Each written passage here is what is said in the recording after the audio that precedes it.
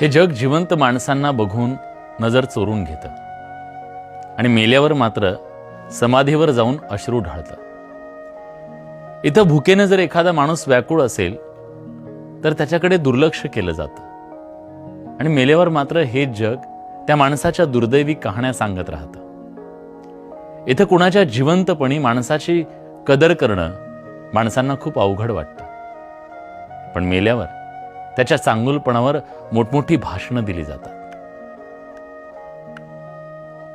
जिवंत माणसांच्या मदतीसाठीच्या आरोळ्या इथं कुणाच्या कानावर सुद्धा येत नाहीत, पण मेल्यावर त्याच्या नुसत्या शांत राहण्याचं सुद्धा सगळ्यांना किती दुःख होतं.